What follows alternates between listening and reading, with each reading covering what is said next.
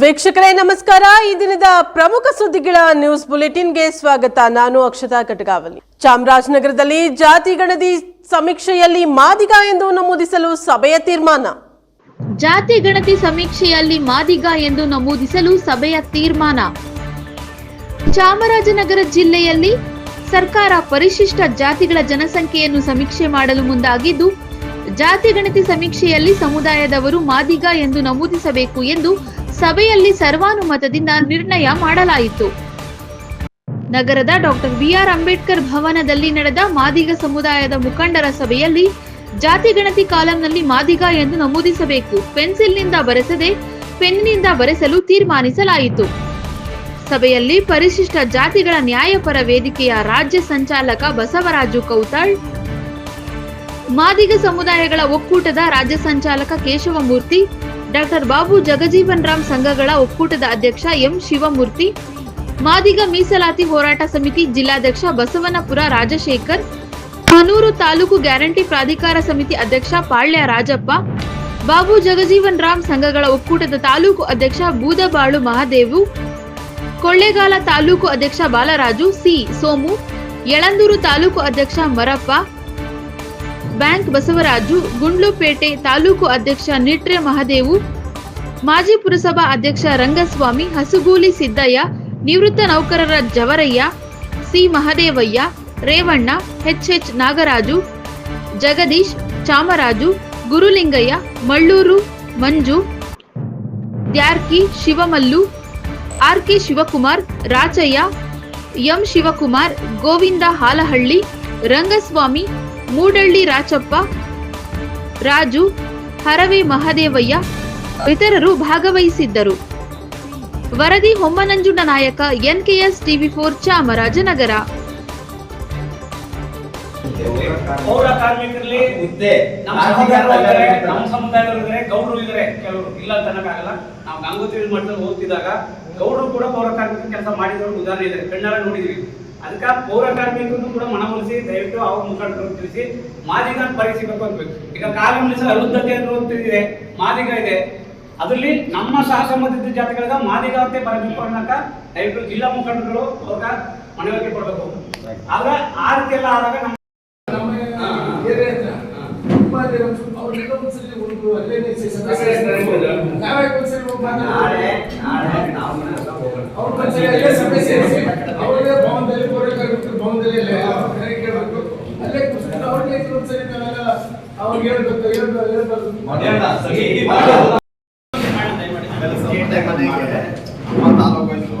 ಮನೆ ರೀಚ್ ಆಗಿತ್ತು. ಒಂದು ಪಾಂಪ್ಲೆಟ್ ಪ್ರತಿಯೊಂದು ಮನೆಗೆ ಹೋಗೋರಿತ್ತು. ತಾಲೂಕು ಮಾಡ್ಕೊಳ್ಳಿ, ಡಿಸ್ಟ್ರಿಕ್ಟ್ ಎಂಟರ್ ಮಾಡಕ್ಕಾಗಲ್ಲ. ಆಯಾ ತಾಲೂಕು ಪ್ರತಿ ಮನೆಗೂ ರೀಚ್ ಆಗ್ಬೇಕು. ಇನ್ ಕೇಸ್ ನಾವು ಇಲ್ಲಿ ಜಿಲ್ಲಾ ಮಟ್ಟದಿಂದ ಗ್ರಾಮಕ್ಕೂ ಅಲ್ಲ, ಪಾಂಪ್ಲೆಟ್ ರೀಚ್ ಆಗ್ಬೇಕು. ಒಬ್ಬ ಅಂತ ಓದೇ ಇದ್ದೇ ಇರ್ತಾನೆ ಆ ಮನೆ ಏನೋ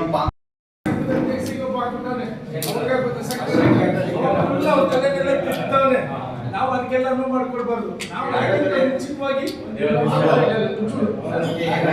ಯಲಬುರ್ಗಾದಲ್ಲಿ ಸಿಡಿಲಿನ ಆರ್ಭಟಕ್ಕೆ 2 ಜರ್ಸಿ ಆಕಳು ಸಾವಿಗೀಡಾಗಿದ್ದಾವೆ. ಸಿಡಿಲಿನ ಆರ್ಭಟಕ್ಕೆ 2 ಜರ್ಸಿ ಆಕಳು ಸಾವು. ಯಲಬುರ್ಗಾ ತಾಲೂಕಿನ ಕುದ್ರಿಕೋಟಗಿ ಗ್ರಾಮದಲ್ಲಿ ಸಿಡಿಲು ಬಡಿದು 2 ಜರ್ಸಿ ಆಕಳುಗಳು ಸಾವನ್ನಪ್ಪಿರುವ ಘಟನೆ ಬುಧವಾರ ಮಧ್ಯಾಹ್ನ ನಡೆದಿದೆ. ಗ್ರಾಮದ ಶಂಕರಪ್ಪ ಸತ್ತಪ್ಪ ಚನ್ನಪ್ಪನಹಳ್ಳಿ ಎಂಬ ರೈತನಿಗೆ ಸೇರಿದ ಬೆಲೆ ಬಾಳುವ 2 ಜರ್ಸಿ ಆಕಳು ಸಾವು. ಮಧ್ಯಾಹ್ನ 4 ಗಂಟೆ ಹೊತ್ತಿಗೆ ತೋಟದ ಮನೆಯ ಸ್ಥಳದ ಮುಂದೆ ಅಂಗಳದಲ್ಲಿ ಕಟ್ಟಲಾಗಿತ್ತು. ಸಿಡಿಲು ಬಡಿದ ಪರಿಣಾಮ ಬೆಲೆ ಬಾಳುವ 2 ಜರ್ಸಿ ಆಕಳು ಮೃತಪಟ್ಟಿವೆ. ಸ್ಥಳಕ್ಕೆ ಗ್ರಾಮ ಲೆಕ್ಕಾಧಿಕಾರಿ, ಪೊಲೀಸ್ ಅಧಿಕಾರಿಗಳು ಭೇಟಿ ನೀಡಿ ಪರಿಶೀಲಿಸಿ ಪ್ರಕರಣ ದಾಖಲು ಮಾಡಿಕೊಂಡಿದ್ದಾರೆ. ಸಿಎ ಆದಿ, ಎನ್ಕೆಎಸ್ ಟಿವಿ4 ನ್ಯೂಸ್, ಯಲಬುರ್ಗಾ. ಬೀದರ್ನಲ್ಲಿ ಅರಣ್ಯಾಧಿಕಾರಿಗಳ ಗೂಂಡಾವರ್ತನೆ, ಪತ್ರಕರ್ತನ ಮೇಲೆ ಹಲ್ಲೆ ನಡೆಸಿ ದರ್ಪ ಮೆರೆದ ಅಧಿಕಾರಿ. ಅರಣ್ಯಾಧಿಕಾರಿ ಗೂಂಡಾ ವರ್ತನೆ, ಪತ್ರಕರ್ತನ ಮೇಲೆ ಹಲ್ಲೆ ನಡೆಸಿ ದರ್ಪ ಮೆರೆದ ಅಧಿಕಾರಿ. ಬೀದರ್ ನಗರದ ಏರ್ಪೋರ್ಟ್ ರಸ್ತೆಯಲ್ಲಿ ಅರಣ್ಯ ಇಲಾಖೆ ಅಧಿಕಾರಿ ಹಾಗೂ ಸಿಬ್ಬಂದಿಗಳು ಸಸಿ ನೆಡುವುದನ್ನು ವಿಡಿಯೋ ಮಾಡಿದ್ದಕ್ಕೆ ಸ್ಥಳೀಯ ಪತ್ರಿಕೆಯ ಪತ್ರಕರ್ತ ರವಿ ಬಸುಂಡೆ ಮೇಲೆ ಅರಣ್ಯ ಅಧಿಕಾರಿ ಕಾಲರ್ ಪಟ್ಟಿ ಹಿಡಿದು ತೀವ್ರವಾಗಿ ಹಲ್ಲೆ ನಡೆಸಿ ನಿಂದಿಸಿರುವ ಘಟನೆ ಮಂಗಳವಾರ ರಾತ್ರಿ 9ರ ಸುಮಾರಿಗೆ ನಡೆದಿದೆ. ಈ ದೃಶ್ಯಗಳು ವಿವಿಧ ಸಾಮಾಜಿಕ ಜಾಲತಾಣಗಳಲ್ಲಿ ವೈರಲ್ ಆಗಿದೆ. ಅರಣ್ಯ ಇಲಾಖೆ ಸಚಿವರ ತವರಲ್ಲಿ ಇಲಾಖೆ ಅಧಿಕಾರಿಯ ಗುಂಡಾವರ್ತನೆ. ಮುಖ್ಯಮಂತ್ರಿ ಮೆಚ್ಚಿಸುವುದಕ್ಕೆ ರಾತ್ರಿ ವೇಳೆ ಸಸಿ ನೆಡುವುದು ಪ್ರಶ್ನಿಸಿ ವಿಡಿಯೋ ಮಾಡಿದ್ದನ್ನೇ ದೊಡ್ಡ ಅಪರಾಧ ಎಂಬಂತೆ ಕಾಲರ್ ಪಟ್ಟಿ ಹಿಡಿದು ಹಲ್ಲೆ ನಡೆಸಿರುವುದು ಎಷ್ಟರ ಮಟ್ಟಿಗೆ ಸರಿ? ಸಚಿವರು ಅಧಿಕಾರಿಗಳ ಮೇಲೆ ಯಾವ ಕ್ರಮ ಕೈಗೊಳ್ಳುವವರು ಕಾದು ನೋಡಬೇಕು. Shrimantrao Inchure, NKS TV4 news, Bidar.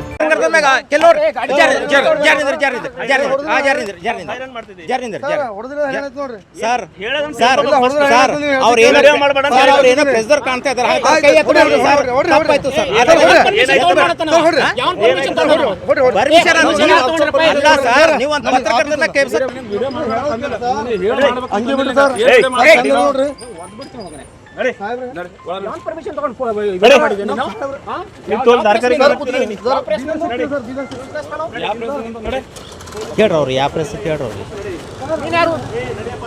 Sir. ನಾನು ಸಾಮಾನ್ಯ ಪ್ರಜೆ ಸರ್, ತಾವು ಹೇಳ್ತಾ ಇದ್ದೀನಲ್ಲ.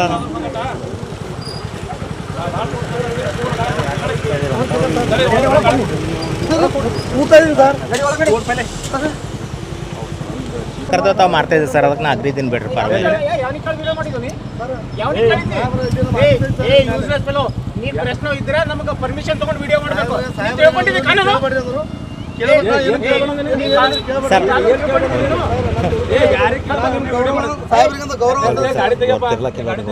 ಆಲ್ರೆಡಿ ಆಫೀಸ್ ನಡೀತೀನಿ, ಅಲ್ಲಿ ಗೊತ್ತು ಮಾಡ್ತೀನಿ ನಡಿ, ಆಫೀಸ್ ತಗೊಂಡು ಅಲ್ಲಿ ಆಫೀಸಿಗೆ ನಡಿ ಮಾಡ್ತೀನಿ ನಿಮಗೆಲ್ಲ. ಅಲ್ಲ ಈ ಮಂದಿ ಏನಿಲ್ಲ, ಏನು ಫಾಲ್ತು ಕಾಣ್ತಾರೆ ಇವರೆಲ್ಲ ಇಲ್ಲಿ. ಮುಂಜಾನಿಂದ ಇಲ್ಲಿ ಏನು ಮಧ್ಯಾಹ್ನ ಊಟ ಮಾಡಿಲ್ಲ. ಸರ್ ಹಾಕಿ ತೊಟ್ಟ ಮ್ಯಾಗ ನಮ್ದು ಕರ್ತವ್ಯ ಹೆಂಗದ ಅಂದ್ರ ನಾವು ಹೆಣ್ರ ಮಕ್ಳಿಗೆ ಬಿಡ್ಬೇಕಾದ ಮಾಡ್ಬೇಕಾದ. ಯಾಕಂದ್ರ ನಾನು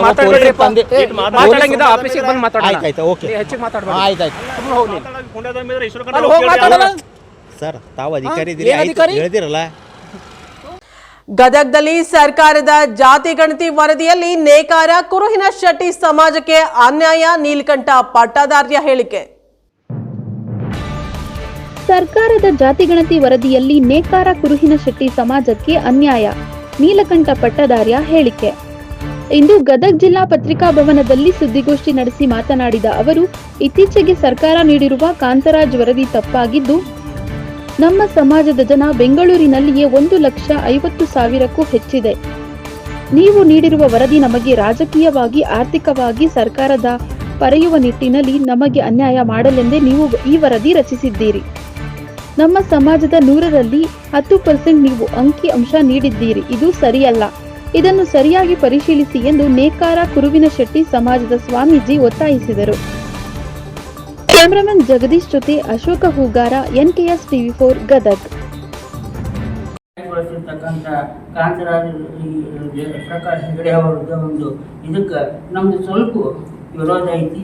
ಅದಕ್ಕೆ ಮುಂದಿನ ದಿನಮಾನದೊಳಗೆ ನಮಗೆ ಅದನ್ನು ಸರಿಪಡಿಸ್ಕೊಡ್ಬೇಕಂತ ನಾನು ಈ ಸಂದರ್ಭದಲ್ಲಿ ಎಲ್ಲ ಪತ್ರಿಕಾ ಮಾಧ್ಯಮಗಳು ಮತ್ತು ಮಾಧ್ಯಮ ವೃಂದಕ್ಕೂ, ದೃಶ್ಯ ಮಾಧ್ಯಮ ವೃಂದಕ್ಕೂ ಸಹಿತ ನಾವು ಇದನ್ನು ತಿಳಿಪಡಿಸ್ತಾ ಇದ್ದೀವಿ.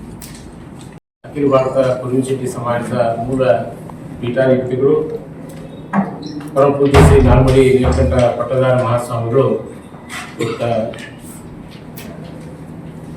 ಪತ್ರಿಕಾಗೋಷ್ಠಿಯನ್ನು ಮಾಡಲಿಕ್ಕೆ ತಮ್ಮೆಲ್ಲ ಆಹ್ವಾನವನ್ನು ಕೊಟ್ಟಿದ್ದಾರೆ. ಸರ್ಕಾರದ ಇತ್ತೀಚಿನ ಒಂದು ಜಾತಿ ಗಣತಿಯ ಸಮೀಕ್ಷಾ ವರದಿಯಲ್ಲಿ ಹಿಂದುಳಿದ ನೇಕಾರ ಸಮಾಜವಾಗಿರ್ತಕ್ಕಂಥ ಕುರುವಿನ ಶೆಟ್ಟಿ ಸಮಾಜಕ್ಕೆ ಅನ್ಯಾಯವಾಗಿರುವಂತಹ ವಿಷಯದ ಬಗ್ಗೆ ಪೂಜ್ಯರು ಪತ್ರಿಕಾಗೋಷ್ಠಿಯನ್ನು ಇತ್ತೀಚೆಗೆ ಬಿಡುಗಡೆಗೊಂಡಿರ್ತಕ್ಕಂಥ ಜಾರಿಗೊಳಿಸಿರ್ತಕ್ಕಂಥ ಜಾತಿ ಗಣತಿ ವರದಿಯಲ್ಲಿ ನಮ್ಮ ಕುರುವಿನ ಶೆಟ್ಟಿ ಸಮಾಜದ ಭಾಳ ಅಂದ್ರೆ ಭಾಳ ಕಡಿಮೆ ಅಂಕಿಗಳನ್ನು ತೋರಿಸಿದ್ದಾರೆ. ಈಗ 1,52,56 ತೋರಿಸಿದ್ದಾರೆ.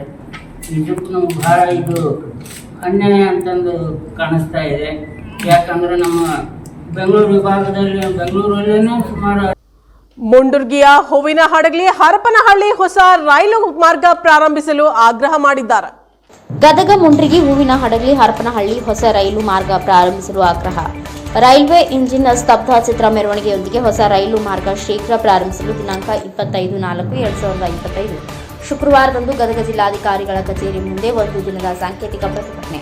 ಮುಂಡ್ರಿಗಿ ರೈಲ್ವೆ ಹೋರಾಟ ಸಮಿತಿ ವತಿಯಿಂದ ಗದಗ ಮುಂಡ್ರಿಗಿ ಹೂವಿನ ಹಡಗಲಿ ಹರಪನಹಳ್ಳಿ ಹೊಸ ರೈಲು ಮಾರ್ಗಕ್ಕೆ ಒತ್ತಾಯಿಸಿ ರೈಲ್ವೆ ಇಂಜಿನ್ ಸ್ತಬ್ಧ ಚಿತ್ರ ಮತ್ತು ವಿವಿಧ ಸಾಂಸ್ಕೃತಿಕ ಕಲಾ ತಂಡಗಳೊಂದಿಗೆ ರೈಲ್ವೆ ಇಂಜಿನ್ ಅಣುಕು ಸ್ತಬ್ಧ ಚಿತ್ರದ ಮೆರವಣಿಗೆ ಮಾಡ್ತಾ ಹೂವಿನ ಹಡಗಲಿ ಶಹರ, ಮುಂಡ್ರಗಿ ಶಹರ, ಗದಗ ಶಹರಗಳ ಪ್ರಮುಖ ಬೀದಿಗಳಲ್ಲಿ ಮೆರವಣಿಗೆ ಮಾಡುವ ಮುಖಾಂತರ ಗದಗ ರೈಲ್ವೆ ಜಂಕ್ಷನ್ ಮುಂದೆ ಪ್ರತಿಭಟಿಸಿ ಮತ್ತು ಗದಗ ಜಿಲ್ಲಾಧಿಕಾರಿ ಕಚೇರಿಯ ಮುಂದೆ ಸಾಂಕೇತಿಕ ಧರಣಿ ಮಾಡಲಾಗುವುದು. ಈ ಸಂದರ್ಭದಲ್ಲಿ ಮುಂಡ್ರಗಿ ರೈಲ್ವೆ ಹೋರಾಟ ಸಮಿತಿ ಅಧ್ಯಕ್ಷತೆಯನ್ನ ವಹಿಸಲಿದ್ದು, ಹೂವಿನ ಹಡಗಲಿ, ಮುಂಡ್ರಗಿ ಮತ್ತು ಗದಗ ರೈಲ್ವೆ ಹೋರಾಟ ಸಮಿತಿ ಪದಾಧಿಕಾರಿಗಳು, ಮುಖಂಡರು ಹಾಗೂ ವಿವಿಧ ಕನ್ನಡಪರ ಸಂಘಟನೆಗಳು, ರೈತ ಮುಖಂಡರು, ಮಹಿಳಾ ಮುಖಂಡರು ಹಾಗೂ ಅಸಂಘಟಿತ ಕಾರ್ಮಿಕರು, ಎಲ್ಲ ವ್ಯಾಪಾರಸ್ಥರು, ಕೂಲಿ ಕಾರ್ಮಿಕರು, ವಿಶೇಷ ಚೇತನರು ಹಾಗೂ ಎಲ್ಲ ಸಂಘ ಸಂಸ್ಥೆಗಳ ಪದಾಧಿಕಾರಿಗಳು ಪ್ರತಿಭಟನೆಯಲ್ಲಿ ಭಾಗವಹಿಸುವಂತೆ ಮನವಿ ಮಾಡಲಾಗಿದೆ. Arjun Hosmani, NKS TV 4 news, Mundargi. Mundargi Hadagali Gadag ಜನತೆಗೆ ಕೇವಲ 50 ರೂಪಾಯಿದಿಂದ 100 ರೂಪಾಯಿಯಲ್ಲಿ ಬೆಂಗಳೂರು ತಲುಪಕ್ಕೆ ಅವಕಾಶ ಐತಿ, ತಲುಪಬಹುದು. ಇದರಿಂದ ಬಡ ಕೂಲಿ ಕಾರ್ಮಿಕರಿಗೆ ದುಡಿಮೆ ಆಗುತ್ತೆ.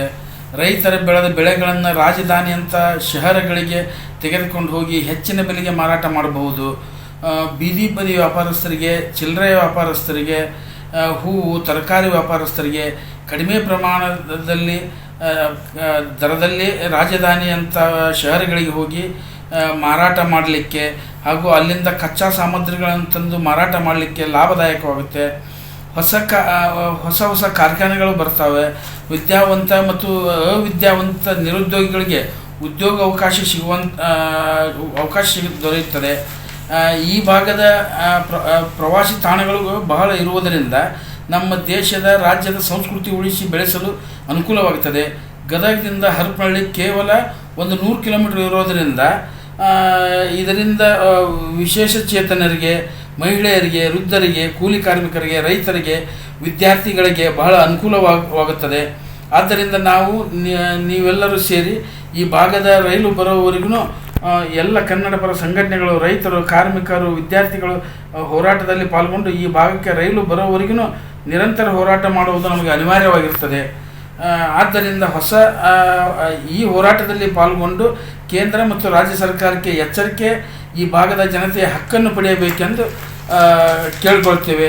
ಈ ಹೋರಾಟ ಸುಮಾರು 2008-9ರಿಂದ ಚಾಲುವಾಗಿದ್ದು ಮತ್ತು ಇಲ್ಲಿವರೆಗೂ ನಾವು ವಿವಿಧ ರೀತಿಯಲ್ಲಿ ಹೋರಾಟ ಮಾಡ್ತಾ ಬಂದಿದ್ದೇವೆ. ಪಾದಯಾತ್ರೆ ಮಾಡಿದ್ದೇವೆ, ಉಪವಾಸ ಧರಣಿ ಸತ್ಯಾಗ್ರಹ ಮಾಡಿದ್ದೇವೆ ಮತ್ತು ಕೇಂದ್ರ ಸರ್ಕಾರದ ಅಧೀನದಲ್ಲಿ ಬರುವಂಥ ಮುಂಡ್ರಗಿ ಶಹರದಲ್ಲಿ ಪೋಸ್ಟ್ ಆಫೀಸ್ ಆಗಿರ್ಬೋದು, BSNL ಆಫೀಸ್ ಆಗಿರ್ಬೋದು, ಇವನ್ನೆಲ್ಲ ಬಂದ್ ಮಾಡಿದ್ದೇವೆ. ಮತ್ತು ಮುಂಡ್ರಗಿ ಬಂದ್ ಕರೆ ಯಶಸ್ವಿ ಆಗಿದೆ ಹಾಗೂ ಉಪವಾಸ ಧರಣಿ ಸತ್ಯಾಗ್ರಹ ಮಾಡಿದ್ದೇವೆ. ಅಷ್ಟಲ್ಲದೆ ನಮ್ಮ ಭಾಗದ ಜನ ಸುಮಾರು 250 ಜನ, ನಮ್ಮ ಮುಂಡ್ರಗಿ ಭಾಗದ ಜನ, ಗದಗ ಹಡಗಲಿ ತಾಲೂಕಿನ ಜನ ಎಲ್ಲರೂ ದೆಹಲಿ ಜಂತರ್ ಮಂತರದಲ್ಲಿ ಬೃಹತ್ ಪ್ರತಿಭಟನೆ ಮಾಡಿ ಮನವಿ ಅರ್ಪಿಸಿದ್ದೇವೆ. ದೆಹಲಿ ಒಳಗೆ ಜಾಥಾ ಮಾಡಿದ್ದೇವೆ, ಸ್ಟ್ರೈಕ್ ಮಾಡಿದ್ದೇವೆ. ಹೀಗೆ ಹಲವಾರು ಹೋರಾಟಗಳನ್ನು ಮಾಡಿದರೂ ಕೂಡ ಇವತ್ತು ಕೇಂದ್ರ ಸರ್ಕಾರ ಮತ್ತು ರಾಜ್ಯ ಸರ್ಕಾರ ಎರಡೂ ಇದು ಪಕ್ಷಾತೀತವಾಗಿ ಹೋರಾಟ, ಆ ಪಕ್ಷ ಈ ಪಕ್ಷ ಅನ್ನಂಗಿಲ್ಲ. ನಮಗೇನಪ್ಪ, ನಮ್ಮ ಭಾಗದ ಜನರಿಗೆ ರೈಲ್ವೆಯಿಂದ ವಂಚಿತ ಆಗಿದ್ದರಿಂದ ಆ ವಂಚಿತ ಆಗಿದ್ದನ್ನು ನಾವು ತುಂಬಿಸ್ಬೇಕು, ನಮ್ಮ ಭಾಗದ ಜನರಿಗೆ ಅನುಕೂಲ ಆಗಬೇಕಂತ ಹೋರಾಟ ಮಾಡ್ತಾ ಇದ್ದೇವೆ ವಿನ ಇದು ಯಾವುದೇ ಪಕ್ಷದ ಮೇಲೆ ಆಗಿರಲಿ ಅಥವಾ ಯಾವುದೇ ವ್ಯಕ್ತಿಯ ಮೇಲೆ ಆಗಿರಲಿ ಇದು ಹೋರಾಟ ಅಲ್ಲ. ಅದಕ್ಕೆ ನಮ್ಮ ಭಾಗದ ಕಲಬುರಗಿಯಲ್ಲಿ ನ್ಯಾಷನಲ್ ಹೆರಾಲ್ಡ್ ಕೇಸ್ನಲ್ಲಿ ಇಡಿಯಿಂದ ಚಾರ್ಜ್ ಶೀಟ್ ಸಲ್ಲಿಕೆ ವಿಚಾರ ಕೇಂದ್ರ ಸರ್ಕಾರದ ವಿರುದ್ಧ ಪ್ರಿಯಾಂಕಾ ಖರ್ಗೆ ಗರಂ ಆಗಿದ್ದಾರೆ. ನ್ಯಾಷನಲ್ ಹೆರಾಲ್ಡ್ ಕೇಸ್ನಲ್ಲಿ ಇಡಿಯಿಂದ ಚಾರ್ಜ್ ಶೀಟ್ ಸಲ್ಲಿಕೆ ವಿಚಾರ ಕಲಬುರಗಿಯಲ್ಲಿ ಸಚಿವ ಪ್ರಿಯಾಂಕಾ ಖರ್ಗೆ ಹೇಳಿಕೆ. ಕಳೆದ 11 ವರ್ಷಗಳಿಂದ ಕೇಂದ್ರ ಸರ್ಕಾರ ಇಡಿಯನ್ನು ಅಸ್ತ್ರವಾಗಿ ಬಳಸಿಕೊಳ್ಳುತ್ತಿದೆ. ಇಷ್ಟು ವರ್ಷ ಆಯಿತು, ಎಲ್ಲಿ ಮನಿ ಲ್ಯಾಂಡರಿಂಗ್ ಆಗಿದೆ, ಹೇಗೆ ಆಗಿದೆ ಅಂತ ಪ್ರೂವ್ ಮಾಡಲು ಆಗಿಲ್ಲ ಅವರಿಂದ. ಇದು ಎಜಿ ನ್ಯಾಷನಲ್ ಹೆರಾಲ್ಡ್ ಅಲ್ಲಿ ಇರಬಹುದು ಬೇರೆ ಸಂಸ್ಥೆಗಳು, ನಾಟ್ ಫಾರ್ ಬೆನಿಫಿಟ್ ಸಂಸ್ಥೆಗಳು. 1 ರೂಪಾಯಿ ಕೂಡ ಅವರು ಡಿವಿಡೆಂಟ್ ಸ್ಯಾಲರಿ ತಗೊಳ್ಳುವಲ್ಲ ಹಾಗಿಲ್ಲ. ಆದರೂ ಕೂಡ ಅವರು ಇಡಿ ಅವರ ವೈಯಕ್ತಿಕ ರಾಜಕೀಯ ದ್ವೇಷ ಸಾಧಿಸಲು ಕೇಂದ್ರದಿಂದ ಆರ್ಡರ್ ತಗುತ್ತಿದ್ದಾರೆ. ಯಾವಾಗ ಮೋದಿ ಅವರ ಜನಪ್ರಿಯತೆ ಕಡಿಮೆ ಆಗುತ್ತೆ, ಬೆಲೆ ಏರಿಕೆ ಬಗ್ಗೆ ಜನ ಪ್ರಶ್ನೆ ಮಾಡ್ತಾರೆ, ಆಗ ಮಾತ್ರ ಇಡಿ ರಾಬರ್ಟ್ ವಾದ್ರಾ, ಸೋನಿಯಾ ಗಾಂಧಿ ಅವರು ನೆನಪು ಬರ್ತಾರೆ. ಇಷ್ಟು ವರ್ಷದಿಂದ ಏನ್ ಮಾಡಿದ್ರೆ, ಏನಾದ್ರೂ ದಾಖಲೆಗಳು ಸಿಕ್ಕಿವೆಯಾ, ಸ್ಪಷ್ಟತೆ ಸಿಕ್ಕಿದೆಯಾ, ಯಾಕೆ ಚಾರ್ಜ್ ಶೀಟ್ ಮಾಡ್ತಿದ್ದಾರೆ ಅಂತ, ಮನಿ ಲ್ಯಾಂಡರಿಂಗ್, ಲ್ಯಾಂಡ್ ಡೀಲ್ ಎಲ್ಲ ಆಯ್ತು ಅಂತ ಏನಾದ್ರೂ ದಾಖಲೆಗಳು ಸಿಕ್ಕಿವೆಯಾ, ಮೋದಿ ಜನಪ್ರಿಯತೆ ಕುಸಿತ ಆಗ್ತಿದೆ, ಇವೆಲ್ಲ ಮುಚ್ಚಿ ಹಾಕಲು ಇವರ ಮುಖಾಂತರ ನಡೆಸುತ್ತಿರುವ ಹುನ್ನಾರ ಎಲ್ಲಿ ಮನಿ ಲ್ಯಾಂಡ್ರಿಂಗ್ ಆಗಿದೆ ಅಂತ ಹೇಳಿ ಮೋದಿ ಅವರ ಜನಪ್ರಿಯತೆ ಕಡಿಮೆ ಆಗ್ತಿದೆ, ಬೆಲೆ ಏರಿಕೆ ಇದೆಲ್ಲವನ್ನ ಮುಚ್ಚಿ ಹಾಕಲು ಈ ರೀತಿ ಮಾಡ್ತಿದ್ದಾರೆ. ನಿಜವಾಗ್ಲೂ ಇವರು ಇಡಿ ದಾಳಿ ಮಾಡಬೇಕಾದ್ರೆ ಎಲೆಕ್ಷನ್ ಬಾಂಡ್ ಬಗ್ಗೆ ದಾಖಲೆ ಮಾಡಬೇಕು ಬಿಜೆಪಿಗೆ. RSS ಅವರಿಗೆ IT ಇಡಿ ಇಲ್ವಾ? RSS ಶಾಖೆಗಳ ಮೇಲೆ ಇಡಿ ದಾಳಿ ಮಾಡಬೇಕು. ಜಿಲ್ಲೆಗಳಲ್ಲಿ 600 ಕಚೇರಿಗಳು ಹೈಟೆಕ್ ಆಗಿ ಕಟ್ಟಿದ್ದಾರೆ. ಎಲ್ಲಿಂದ ಬಂತು ಹಣ? 75 ಜನ RSSಗೆ ದುಡ್ಡು ಕೊಡ್ತಿದ್ದಾರಂತೆ. ಅವರ ಮೇಲೆ IT ಇಡಿ ದಾಳಿ ಆಗಬೇಕು. ನಮ್ಮ ಪಕ್ಷ, ನಮ್ಮ ನಾಯಕರಿಗೆ ಬದ್ಧತೆ ಇದೆ. ರಾಜಕೀಯ ದ್ವೇಷ ಸಾಧಿಸಲು ಕೇಂದ್ರ ಸರ್ಕಾರ ಇಡಿ IT ದುರ್ಬಳಕೆ ಮಾಡಿಕೊಳ್ತಿದ್ದಾರೆ. ನೋಡಿ, ಕಳೆದ 11 ವರ್ಷದಿಂದ ಕೇಂದ್ರ ಸರ್ಕಾರದಲ್ಲಿ BJP ಬಂದಾಗಿಂದ IT ಇಡಿಯನ್ನು ಒಂದು ರಾಜಕೀಯ ಅಸ್ತ್ರವಾಗಿ ಬಳಸ್ಕೊತಾ ಇದ್ದಾರೆ. ಇಷ್ಟು ವರ್ಷ ಆಯಿತು, ಇಲ್ಲಿ ತನಕನೂ ಕೂಡ ಎಲ್ಲಿ ಮನಿ ಲಾಂಡ್ರಿಂಗ್ ಆಗಿದೆ, ಹೇಗಾಗಿದೆ, ಯಾಕಾಗಿದೆ ಅಂತ ಪ್ರೂವ್ ಮಾಡ್ಲಿಕ್ಕೆ ಆಗ್ತಾ ಇಲ್ಲ ಅವ್ರ ಕಡೆಯಿಂದನೂ.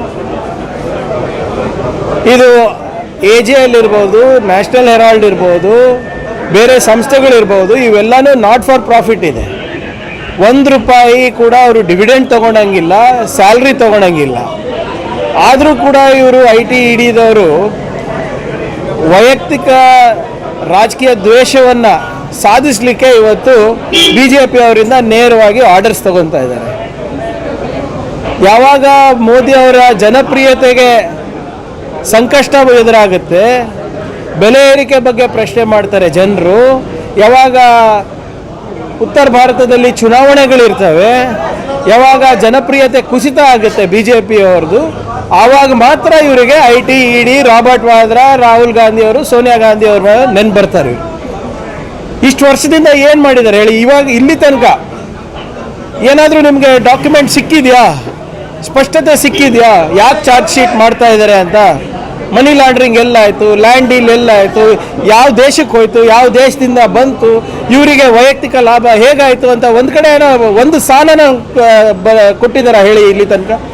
ಸೊ ಆದ್ದರಿಂದ ಇವತ್ತು ಮೋದಿಯವರ ಜನಪ್ರಿಯತೆ ಏನು ಕುಸಿತ. ಮಂಡ್ಯದಲ್ಲಿ ಪಟ್ಟಣದ ಅಭಿವೃದ್ಧಿಗೆ ರಾಜಕಾರಣ ಮಾಡಬೇಡಿ ಎಂದು ಶಾಸಕರಿಗೆ ಮನವಿ ಮಾಡಿದ ಪುರಸಭೆ ಅಧ್ಯಕ್ಷೆ ಪಂಕಜ. ಪುರಸಭೆ ಅಧ್ಯಕ್ಷರು ಹಾಗೂ ಚುನಾಯಿತ ಸದಸ್ಯರನ್ನ ಕಡೆಗಣಿಸಿ ಕೆಆರ್ಪೇಟೆ ಪುರಸಭೆ ವ್ಯಾಪ್ತಿಯಲ್ಲಿ ನಗರೋತ್ಥಾನ ಕಾಮಗಾರಿಗೆ ಶಾಸಕರಿಂದ ಭೂಮಿ ಪೂಜೆ. ಸದಸ್ಯ ಮಂಜುನಾಥ್ ಅವರಿಂದ ಶಾಸಕರು ಹಾಗೂ ಅಧಿಕಾರಿಗಳು ತರಾಟೆಗೆ. ಪಟ್ಟಣದ ಅಭಿವೃದ್ಧಿಗೆ ರಾಜಕಾರಣ ಮಾಡಬೇಡಿ, ಶಾಸಕರಿಗೆ ಮನವಿ ಮಾಡಿದ ಪುರಸಭೆ ಅಧ್ಯಕ್ಷೆ ಪಂಕಜ.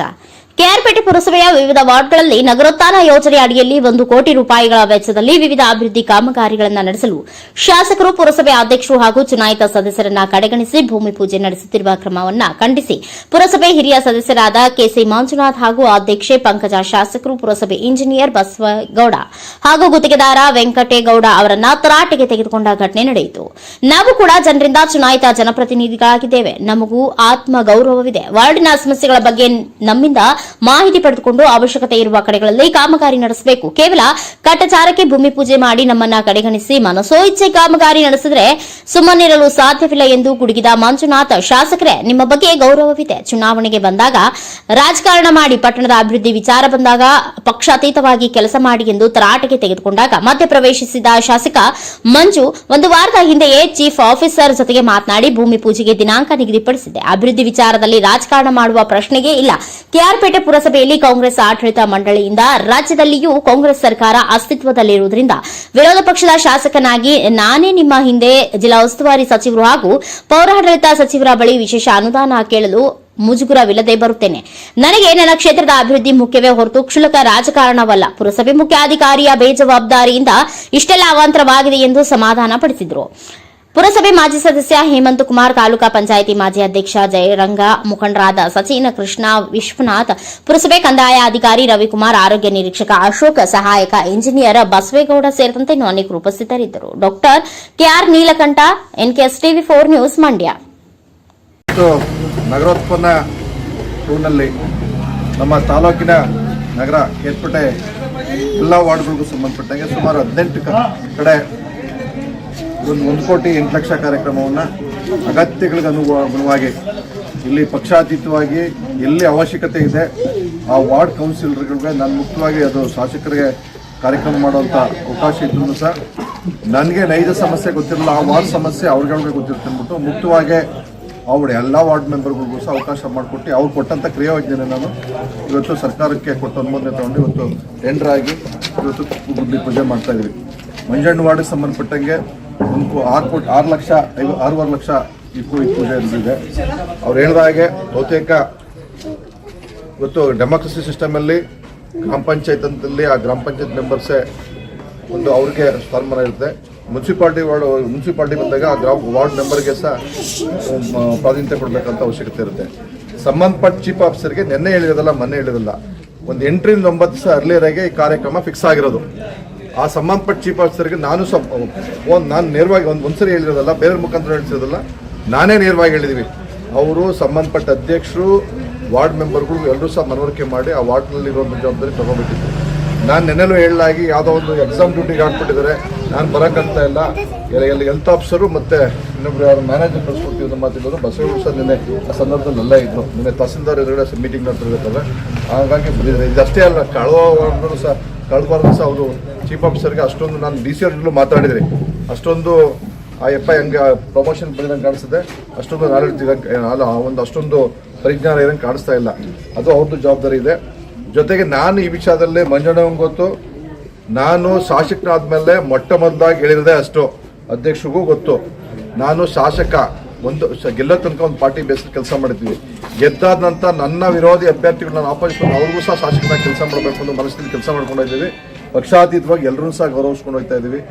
ನಾವು ಒಂದು ಸಣ್ಣ ಪುಟ್ಟ ಅಪ್ಪಿ ಯಾವುದೋ ಒಂದು ವಿಚಾರ ಬಂದಾಗ, ಇಲ್ಲ ಅವಶ್ಯಕತೆ ಇದ್ದಾಗ ಅದನ್ನು ಪ್ರಿಯಾರಿಟಿ ಬೇಸ್ ಮೇಲೆ ಕೆಲಸ ಮಾಡಿ, ಈ ವಾರ್ಡ್ಗೆ ಹಾಕ್ಬೇಡಿ ಆ ವಾರ್ಡ್ಗೆ ಹಾಕ್ಬೇಡಿ ಅನ್ನೋ ಮನಸ್ಸಿಗೆ ಎಲ್ಲೂ ಕೆಲಸ ಮಾಡಿಲ್ಲ. ಇವಾಗ ಕೇಂದ್ರದಿಂದ ನಗರೋತ್ಪನ್ನ ಟೂರ್ನಲ್ಲಿ ಸ್ವಲ್ಪ ಕಾರ್ಯಕ್ರಮ ಕೇಳಿದರೆ ನಿಮ್ಮಲ್ಲಿ ನಾಯಕರು ಅಂತ ಕುಮಾರಣ್ಣವರು, ಅವ್ರ ಕಾರ್ಯಕ್ರಮದಲ್ಲಿ ಉಳಿದಂಥ ಕಾರ್ಯಕ್ರಮ ಸಹ ಮಾಡಿಸ್ಕೊಡೋಣ. ಆಲ್ರೆಡಿ ಕ್ರಿಯಾಯೋಜನೆ ರೆಡಿ ಆಗ್ತಾ ಇದೆ. ನಿಮ್ಮ ವಾರ್ಡ್ ಸಂಬಂಧಪಟ್ಟಂಗೆ ಎಷ್ಟೊಂದು ಅವಶ್ಯಕತೆ ಇರುವಂಥ ಒಂದು ಪಟ್ಟಿಗಳು ಕೊಡಿ. ಬೇರೆ ಮಂಡ್ಯದಲ್ಲಿ ಮಕ್ಕಳು ತಮ್ಮ ತಂದೆ ತಾಯಿಯನ್ನ ವೃದ್ಧಾಶ್ರಮಕ್ಕೆ ಸೇರಿಸುವ ಮುನ್ನ ಸ್ವಲ್ಪ ಯೋಚಿಸಿ ಎಂದು ವೃದ್ಧಾಶ್ರಮದ ಕಟ್ಟಡದ ಉದ್ಘಾಟನೆ ವೇಳೆ ಶಾಸಕ ಪಿ ರವಿಕುಮಾರ್ ಸಲಹೆ ನೀಡಿದ್ದಾರೆ. ವೃದ್ಧಾಶ್ರಮಗಳು ವೃದ್ಧರ ಬಾಳಲ್ಲಿ ಬೆಳಕು ಮೂಡಿಸುವ ಕೆಲಸ ಮಾಡುವುದರೊಂದಿಗೆ ಅವರ ಆರೈಕೆಯಲ್ಲಿ ತೊಡಗುವಂತೆ ಶಾಸಕ ಪಿ ರವಿಕುಮಾರ್ ಸಲಹೆ ನೀಡಿದರು. ನಗರದ ಹೊಸಹಳ್ಳಿಯಲ್ಲಿ ಸಾವಿತ್ರಿಬಾಯಿ ಪುಲೆ ಟ್ರಸ್ಟ್ ಸಹಯೋಗದಲ್ಲಿ ಬುಧವಾರ ಆಯೋಜಿಸಿದ್ದ ನಂದ ಗೋಕುಲ ವೃದ್ಧಾಶ್ರಮ ಕಟ್ಟಡ ಉದ್ಘಾಟಿಸಿ ಅವರು ಮಾತನಾಡಿದರು. ವೃದ್ಧರ ಮತ್ತು ವಯಸ್ಸಾದವರಿಗೆ ಆರೈಕೆ ಬೇಕಿದೆ. ಅವರ ಅಗತ್ಯತೆಗಳನ್ನು ಪೂರೈಸುವಲ್ಲಿ ಎಲ್ಲ ವೃದ್ಧಾಶ್ರಮಗಳು ನಡೆದುಕೊಳ್ಳುವ ಮೂಲಕ ಸೇವೆಯಲ್ಲಿ ನಿರತರಾಗಿ ಎಂದರು. ಮಕ್ಕಳು ತಮ್ಮ ತಂದೆ ತಾಯಿಯನ್ನ ವೃದ್ಧಾಶ್ರಮಕ್ಕೆ ಸೇರಿಸುವ ಮುನ್ನ ಸ್ವಲ್ಪ ಯೋಚಿಸಿ ತಮ್ಮಲ್ಲಿಯೇ ಇಟ್ಟುಕೊಂಡು ಅವರೊಡಗೂಡಿ ಬದುಕು ಸಾಗಿಸುವುದು ಒಳಿತು. ಹಿರಿಯರು ತಮ್ಮ ಜೊತೆಯಲ್ಲಿದ್ದರೆ ಅವರ ಅನುಭವದ ಸಾರವನ್ನ ನಾವು ಕಳೆದುಕೊಳ್ಳಲು ಸಾಧ್ಯ ಎಂದು ಅಭಿಪ್ರಾಯಪಟ್ಟರು. ಇಂದಿನ ಯುವ ಜನತೆ ದೂರದ ನಗರ ಮತ್ತು ಪಟ್ಟಣ ಪ್ರದೇಶಗಳತ್ತ ಮುಖ ಮಾಡಿ ತನ್ನೂರಿನ ಸಂಸ್ಕೃತಿ ಸಂಸ್ಕಾರಗಳನ್ನು ಮರೆಯುತ್ತಿದ್ದಾರೆ. ಇಂದು ಗ್ರಾಮಾಂತರ ಪ್ರದೇಶಗಳೆಲ್ಲವೂ ವೃದ್ಧಾಶ್ರಮದ ಮಾದರಿಯಾಗುತ್ತಿವೆ. ಯುವ ಜನರು ತನ್ನೂರಲ್ಲೇ ಇದ್ದುಕೊಂಡು ಎಲ್ಲರೊಂದಿಗೆ ಸಹಜೀವನ ನಡೆಸಬೇಕು ಎಂದು ಸಲಹೆ ನೀಡಿದರು. ಮಕ್ಕಳು ಚಿಕ್ಕವರಿದ್ದಾಗ ಅವರನ್ನ ಸಾಕಿ ಸಲಹಿ ಒಳ್ಳೆಯ ವಿದ್ಯಾಭ್ಯಾಸ ಕೊಡಿಸಿ ಅವರಿಗೊಂದು ಜೀವನವನ್ನ ಕಲ್ಪಿಸಿಕೊಟ್ಟು ವಯಸ್ಸಾದ ಮೇಲೆ ಕೆಲಸಕ್ಕೆ ಬಾರದವರು ಎಂಬ ಕಾರಣ ನೀಡಿ ಅವರನ್ನ ವೃದ್ಧಾಶ್ರಮಕ್ಕೆ ಸೇರಿಸುವುದು ಸರಿಯೇ ಎಂಬುದು ಆತ್ಮಾವಲೋಕನ ಮಾಡಿಕೊಳ್ಳಬೇಕು ಎಂದು ತಿಳಿಸಿದರು. ಸಾವಿತ್ರಿಬಾಯಿ ಬಾಪುಲೆ ಟ್ರಸ್ಟ್ ಕಾರ್ಯದರ್ಶಿ ಡಿಎಂ ಪ್ರೀತಿ ಮಾತನಾಡಿ, ಮಕ್ಕಳು ಇದ್ದುಕೊಂಡು ತಮ್ಮ ತಂದೆ ತಾಯಿಯನ್ನ ವೃದ್ಧಾಶ್ರಮಕ್ಕೆ ಕಳುಹಿಸುವ ವ್ಯಕ್ತಿಗಳಿಂದ ಹಣ ಪಡೆದುಕೊಂಡು ನೋಡಿಕೊಳ್ಳುತ್ತೇವೆ. ಆದರೆ ವಯೋವೃದ್ಧರಿಗೆ ಯಾರು ಆಸರೆ ಇಲ್ಲದವರಿಗೆ ಉಚಿತವಾಗಿ ನಮ್ಮ ವೃದ್ಧಾಶ್ರಮದಲ್ಲಿ ಆಶ್ರಯ ನೀಡುವ ಮೂಲಕ ಸೇವೆ ನೀಡಲಿದೆ ಎಂದು ತಿಳಿಸಿದರು. ಕಾರ್ಯಕ್ರಮದಲ್ಲಿ ಒಕ್ಕಲಿಗ ಸಂಘದ ಅಧ್ಯಕ್ಷ ಅಶೋಕ ಜಯರಾಮ, ಎಂಡಿಸಿಸಿ ನಿರ್ದೇಶಕ ಅಶೋಕ್, ನಗರಸಭೆ ಸದಸ್ಯರಾದ ಎಚ್ಎಸ್ ಮಂಜು, ರವಿ ಮೂಡಾ ಅಧ್ಯಕ್ಷ ನಹೀಂ, ಟ್ರಸ್ಟ್ ಅಧ್ಯಕ್ಷ ಸಿಎನ್ ಜಗದೀಶ್, ಸಂಘದ ನಿರ್ದೇಶಕರಾದ ಪಾಪಣ್ಣ ಕುಮಾರ್ ಭಾಗವಹಿಸಿದರು. ಗಿರೀಶ್, ಎನ್ಕೆಎಸ್ ಟಿವಿ4 ನ್ಯೂಸ್, ಮಂಡ್ಯ. ಗೋಕುಲ ವೃದ್ಧರ ಆಶ್ರಮ ಇವತ್ತು ಹೊಸಳ್ಳಿ ಸರ್ಕಲ್ನಲ್ಲಿ ಉದ್ಘಾಟನೆ ಆಗಿದೆ. ಇದನ್ನ ತೆರೆದಿರುವಂತಹ ನಮ್ಮ ಸ್ನೇಹಿತರು, ಒಬ್ಬ ವೃದ್ಧರ ಬಾಳಿನಲ್ಲಿ ನಂದ ಗೋಕುಲ ಆಗಲಿ, ಈ ಸಂಸ್ಥೆ ಜೊತೆ ಸರ್ಕಾರ ಇರುತ್ತೆ. ಇನ್ನಷ್ಟು ವೃದ್ಧರ ಮತ್ತು ವಯಸ್ಸಾದವರ ಬಾಳಿನಲ್ಲಿ ಆ ದೇವರು ಇವ್ರ ಮೂಲಕ ಸೇವೆ ಮಾಡುವಂತ ಶಕ್ತಿ ಅವ್ರಿಗೆ ಕೊಡ್ಲಿ ಅಂತ ಕೇಳ್ಬೋದು. ಗದಗದಲ್ಲಿ ದಿನಾಂಕ 19ರಂದು ವಕ್ಫ್ ಬಿಲ್ ವಿರುದ್ಧ ನಾವು ಪ್ರತಿಭಟನೆ ಮೂಲಕ ಡಿಸಿ ಅವರಿಗೆ ಮನವಿ ಮಾಡುತ್ತೇವೆ ಎಂದು ಇಮ್ತಿಯಾಜ್ ಮಾನ್ವಿ ಹೇಳಿಕೆ ನೀಡಿದ್ದಾರೆ.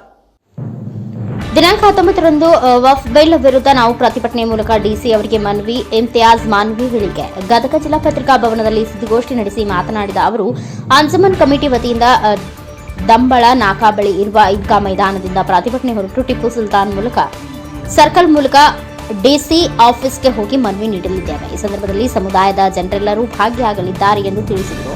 ಕ್ಯಾಮರಾಮನ್ ಜಗದೀಶ್ ಜೊತೆ Ashok Hugar, NKS TV4 news, Gadag. ಒಂದು ಜಾಥಾ ಅಥವಾ ಧರಣಿ ಪ್ರೊಟೆಸ್ಟ್ ಏನು ಮಾಡ್ತಾ ಇದೆ. ಈ ಸಂದರ್ಭದಲ್ಲಿ ನಮ್ಮ ಪತ್ರಿಕಾ ಮಾಧ್ಯಮದವರಿಗೆ ನಾನು ಸ್ವಾಗತವನ್ನು ಕೋರುತ್ತೇನೆ. ಎಲ್ಲ ಪತ್ರಿಕಾ ಮಾಧ್ಯಮದವರಿಗೆ ಮತ್ತು ಅಂಜುಮನ್ ಇಸ್ಲಾಂ ಸಂಸ್ಥೆಯ ಅಧ್ಯಕ್ಷರು ಮತ್ತು ಸರ್ವ ಸದಸ್ಯರಿಗೆ ಈ ಸಂದರ್ಭದಲ್ಲಿ ನಾನು ಸ್ವಾಗತವನ್ನು ಕೋರುತ್ತಾ ನನ್ನ ಸ್ವಾಗತ ಭಾಷಣ ಮುಗಿಸುತ್ತೇನೆ. ಅಂಜುಮನ್ ಇಸ್ಲಾಂ ಸಂಸ್ಥೆ ಹಾಗೂ ನಮ್ಮ ಸಮಾಜದ 19/4/2025 ಶನಿವಾರ ದಿನ ಕೇಂದ್ರ ಸರ್ಕಾರದ ಒಂದು ಕರಾಳ ವಕಫ್ ಕಾಯ್ದೆ ವಿರೋಧಿಸಿ ಒಂದು ಬೃಹತ್ ಪ್ರತಿಭಟನೆ ಹಮ್ಮಿಕೊಂಡಿದ್ವಿ. ಆ ಒಂದು ಪ್ರತಿಭಟನೆಯ ಮುಳುಗುನ್ನಾಕದ ಶಾಹಿ ಈದ್ಗಾ ಮೈದಾನದಿಂದ ರ್ಯಾಲಿ ಪ್ರಾರಂಭಿಸಿ ಮುಳುಗುನ್ನಾಕ, ಅದರ ಟಿಪ್ಪು ಸುಲ್ತಾನ್ ಸರ್ಕಲ್, ಅದ್ರ ಜೊತೆಗೆ ಜಿಲ್ಲಾಧಿಕಾರಿಗಳ ಕಚೇರಿ ಮುಂದೆ ಒಂದು ಪ್ರತಿಭಟನೆ ನಡೆಸುವ ಮೂಲಕ ಜಿಲ್ಲಾಧಿಕಾರಿಗಳ ಮೂಲಕ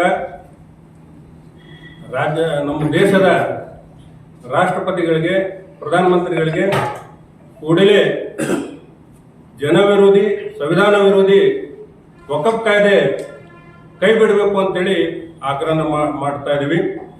ಈ ಒಂದು ಪ್ರತಿಭಟನೆ ಸುಮಾರು ಗದಗ ಬೆಟಗೇರಿ ನಗರದ ಸಾವಿರಾರು ಜನ ಈ ಒಂದು ಹೋರಾಟದಲ್ಲಿ ಭಾಗವಹಿಸಲಿದ್ದಾರೆ.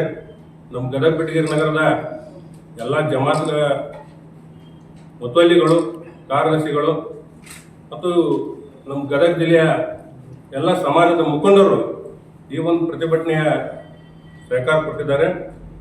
ನಮ್ಮ ಮುಖ್ಯವಾಗಿ ಉದ್ದೇಶ ವಕಫ್ ಕಾಯ್ದೆ ಸುಮಾರು ದಶಕಗಳಿಂದ ಒಂದು ಧಾರ್ಮಿಕ ಸಂಸ್ಥೆ, ಆ ಸಂಸ್ಥೆಯಲ್ಲಿ ಬಂದಂಥ ಆ ಸಂಸ್ಥೆಗಳ ದೇಖರೇಖೆ ಮಾಡ್ತಕ್ಕಂಥದ್ದು, ಆಮೇಲೆ ಅದರ ಅಭಿವೃದ್ಧಿ ಮಾಡ್ತಕ್ಕಂಥದ್ದು ವಕಫ್ ಕಾಯ್ದೆ ಇದೆ. ಆ ವಕಫ್ ಕಾಯ್ದೆ ವಿನಾಕಾರಣ ಉದ್ದೇಶಪೂರ್ವಕವಾಗಿ ಒಂದು ಸಮುದಾಯಕ್ಕೆ ಗುರಿಯಾಗಿ ಇಟ್ಕೊಂಡ್ಕೊಂಡು ಒಂದು ಸಮಾಜದ ಒಂದು ಏಳಿಗೆಯ ವಿರುದ್ಧವಾಗಿ ಒಂದು ಸಮಾಜದ ತುಳಿಯುವಂಥ ಒಂದು ಪ್ರಯತ್ನ ಈ ವಕಫ್ ಕಾಯ್ದೆ ಆಗಿದೆ. ಈ ವಕಫ್ ಕಾಯ್ದೆ ಮಾನ್ಯ ಪ್ರಧಾನಮಂತ್ರಿಗಳು ಮತ್ತು ನಮ್ಮ ರಾಷ್ಟ್ರಪತಿಗಳು ಕೂಡಲೇ ಈ ಕರಾಳ ಕಾಯ್ದೆನ ತಾವು ಕೈ ಬಿಡಬೇಕು ಅಂತೇಳಿ ಪ್ರತಿಭಟನೆ ಮೂಲಕ ಆಗ್ರಹಿಸ್ತಾ ಇದ್ದೀವಿ. ಸುಮಾರು ದೇಶಾದ್ಯಂತ ಎಲ್ಲ ಕಡೆನೂ ಈ ಒಂದು ಕರಾಳ ಕಾಯ್ದೆ ವಿರುದ್ಧ ಹೋರಾಟಗಳಾಗ್ತಾ ಇದೆ, ಪ್ರತಿಭಟನೆಗಳಾಗ್ತಾ ಇದೆ. ಆದರೂ ಕೂಡ ಈ ಒಂದು ಸಮುದಾಯಕ್ಕೆ, ಈ ಸಮುದಾಯದ ಹೋರಾಟಗಳಿಗೆ ಆದ್ಯತೆ ನೀಡದೆ ಕೇಂದ್ರ ಸರ್ಕಾರ ಈ ಕರಾಳ ಕಾಯ್ದೆಗೆ ಅಂಕಿತ ಕೊಟ್ಟು 11ನೇ ತಾರೀಕಿಂದ ಏಪ್ರಿಲ್ 11ರಿಂದ ದೇಶಾದ್ಯಂತ ಈ ಕಾಯ್ದೆ ಜಾರಿಗೆ ಬಂದಿದೆ ಅಂತೇಳಿ ಘೋಷಣೆ ಕೂಡ ಮಾಡಿದ್ದಾರೆ. ಅದನ್ನು ನಾವು ಕಡಾಖಂಡಿತವಾಗಿ ಅಂಜುಮನ್ ಇಸ್ಲಾಂ ಸಂಸ್ಥೆಯಿಂದ ಖಂಡಿಸ್ತಾ ಇದ್ದೀವಿ. ಆ ಒಂದು ಪ್ರತಿಭಟನೆಯಲ್ಲಿ ಎಲ್ಲರೂ ಕೂಡ ಒಂದು ಕಪ್ಪು ಬಟ್ಟೆ ಕಟ್ಕೊಂಡು ಈ ಒಂದು ಕಾಯ್ದೆನ ನಮ್ಮ ವಿರೋಧವಾಗಿದೆ, ಸಂವಿಧಾನ ವಿರೋಧವಾಗಿದೆ ಅಂತೇಳಿ ಒಂದು ಈ ಸರ್ಕಾರಕ್ಕೆ ಬಿಸಿ ಮುಟ್ಟುವಂಥ ಕೆಲಸ ಈ ಹೋರಾಟದಲ್ಲಿ ಮಾಡ್ತಾ ಇದ್ದೀವಿ. ಅದರ ಜೊತೆಗೆ ಏನು ಮೊಹಮ್ಮದ್ ಪೈಗಂಬರ್ ಬಗ್ಗೆ, ಹಜರತ್ ಮೊಹಮ್ಮದ್ ಪೈಗಂಬರ್ ವಿರೋಧವಾಗಿ ಅವಹೇಳನ. ಇದಾಗಿತ್ತು ಈ ದಿನದ ಪ್ರಮುಖ ಸುದ್ದಿಗಳ ನ್ಯೂಸ್ ಬುಲೆಟಿನ್. ನಿರಂತರ ಸುದ್ದಿಗಾಗಿ ನೋಡ್ತಾ ಇರಿ NKS TV4, ಇದು ನಿರಂತರ ಕಾರ್ಯಪಡ.